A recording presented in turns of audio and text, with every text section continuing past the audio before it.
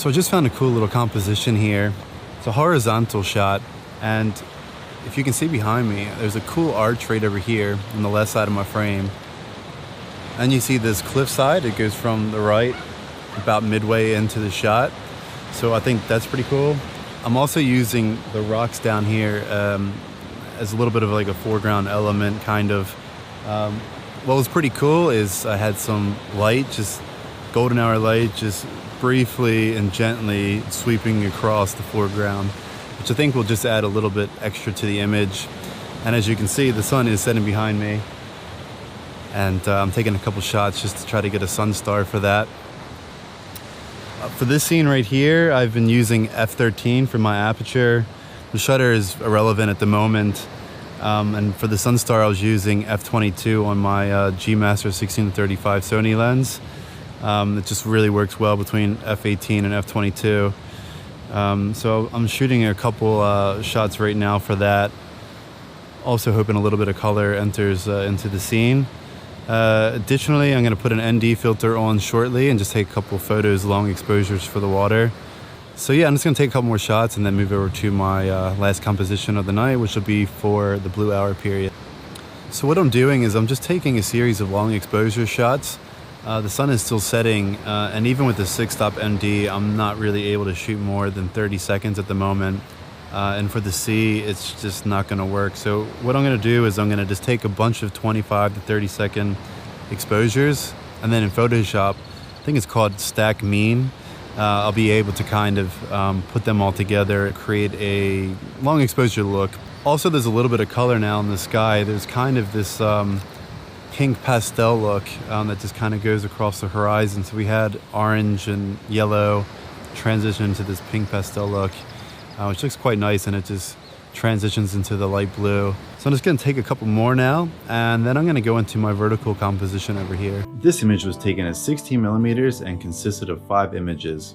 For my base image, I used ISO 100, f13, and 1/60th of a second.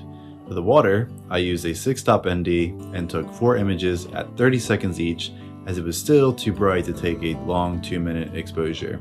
In Photoshop, I used stack mode and mean to create a 2-minute long exposure look. This is a technique that I use quite often when it comes to shooting the ocean at golden hour. Additionally, I took 1 image just for the sunstar using an aperture of f22.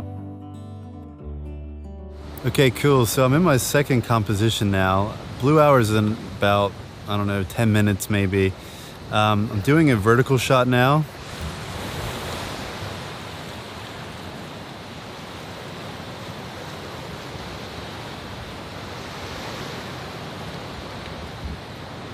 So if you can see, I'm kind of tilting the camera down a bit. I'm trying to get sort of a leading line from the foreground wrapping around through the arch, and the arch being the main focal point of the shot. There's a little bit of the cliffside in the right-hand corner there. I still have a little bit of the pastel color, which is cool. And I'm gonna get a shot with the moon here as well. At the moment, I'm using f13 still, just for a narrow depth of field. And I'm shooting 30 seconds, but now I can switch in the bulb mode.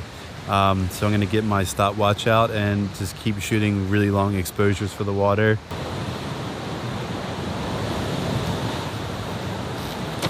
It's so important to make sure that your shots are sharp after you shoot. There's nothing worse than going home and just seeing that your photos are actually blurry. So shoot 1 or 2 or 3, check them. See if you need to refocus or something's just not tight enough on your tripod. I'm gonna get my stopwatch out and just do some really long bulb mode exposures, probably starting at about 2 minutes.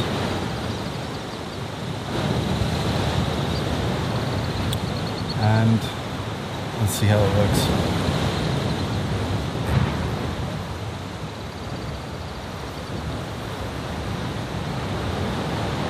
What's great about taking these bulb mode shots is usually they're for, a minute, 5 minutes, 10 minutes or whatever. That's when you can really sit back, relax, and just take in the views instead of rushing around, snapping away. And I accidentally just hit the shutter.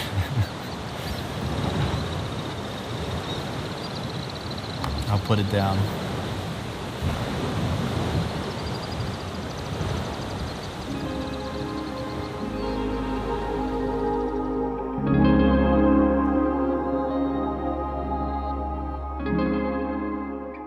Wow, this is really beautiful now. I'm not sure if the GoPro is picking this up, but it's very colorful at the moment.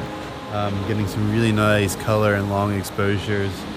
That is just beautiful.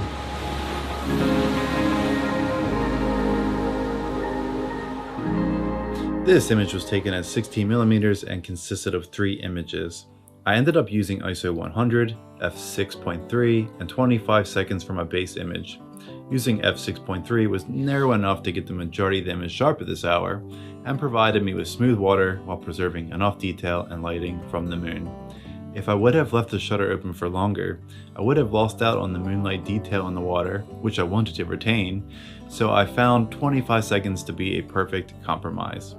When dealing with water and long exposures, I recommend trying out different exposures and seeing what works best for you.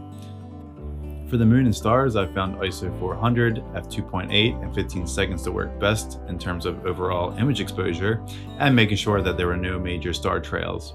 In addition, it's quite easy to blow out the moon, and this allowed me to keep most of the moon's shape. So I've had a really good time these past few days shooting in the Algarve region, and I can't stress enough how beautiful it actually is. This coastline is very impressive, and you can spend a very long time exploring it. So many little caves and coves and little hidden gems, and unfortunately I didn't have as much time as I would like to have had for that, and also some of the caves that I wanted to shoot in, just the low tide did not sync up with my schedule here, so you know, you can't have it all. And like I said, this trip actually wasn't about photography for once. So having said that, it was fun to shoot, but I think it's time to just enjoy and put my feet up for the rest of the trip, and this is what I'll be doing.